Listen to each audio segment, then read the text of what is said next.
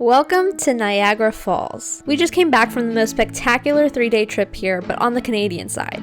We went in mid-August and found that the best way of doing it was to fly into the Buffalo airport in New York, rent a car, and then drive ourselves up to Canada, so we're crossing the border here. I was definitely surprised at how quickly we got through the border. At most, I want to say we probably spent like 10 minutes waiting. It was really super quick. Now, the way back into the US took a lot longer, but we'll talk about that later. You don't have to tell me anything. And we're in! Woo! Our first stop is our hotel, which only took us about an hour to get there from Buffalo. Ooh, that's so pretty. To the falls and attractions. Incline railway. That's kind of cool. I can see it. At this point, we were low-key freaking out because we were seeing a lot of people in long sleeves and we did not pack anything for cold weather. But we made it to the Hilton, and guys, we had the most incredible view from our room. Just wait.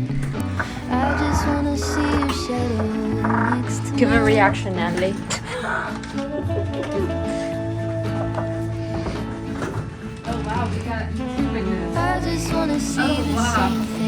That's so cool. I mean, just look at that. That one's big over there. That's big. We could not have asked for a better view. But to give you some context, the falls on the left are the New York side of the falls, and then the falls on the right are the Canadian side of the falls. So we got to see both from our room, which was just crazy. Now let's go and get a closer look.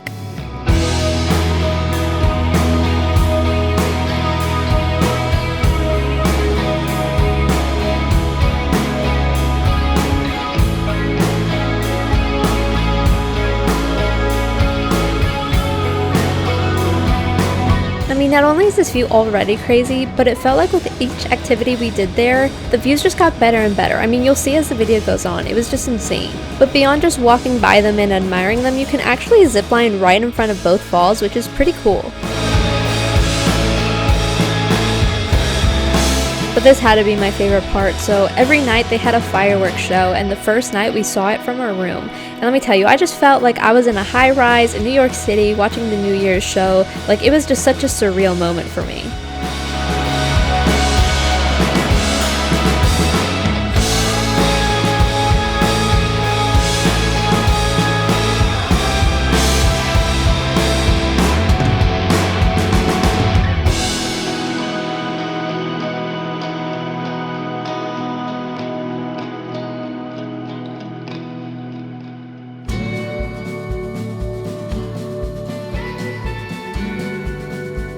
We started our day with some breakfast at the rooftop of the Hilton Hotel. Now this was a 10 out of 10 decision. The food was great, the views were crazy, like this was a wonderful experience.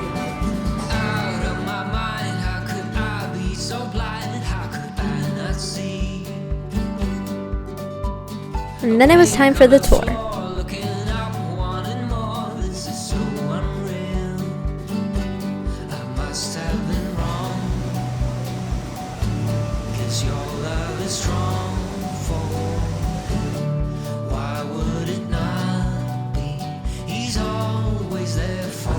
To the left. This is Maple Leaf Place.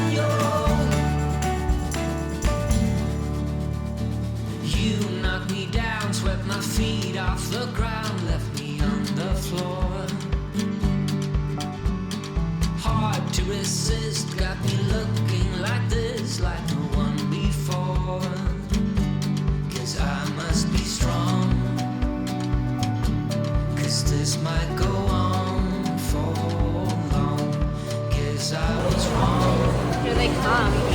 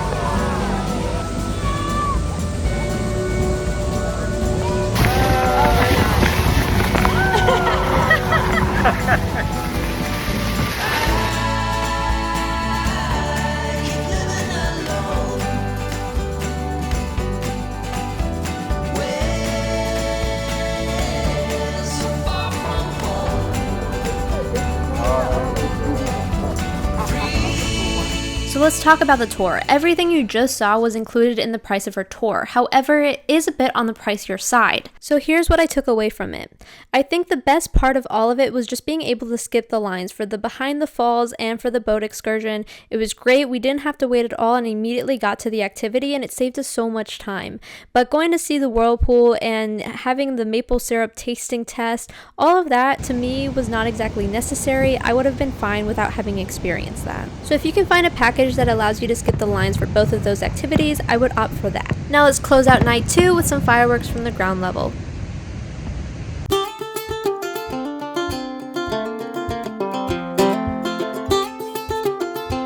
Our final day we spent at Niagara-on-the-Lake. Now this is about a 25-minute drive from Niagara Falls, but it's a cute little place to walk around, go to some shops, and just explore. We are at Niagara-on-the-Lake at a winery estate, and we are trying a peach wine. Because the cool thing about this vineyard is that it has a bunch of peach trees that they infuse the peaches into their wine. It's prime peach season, so cheers!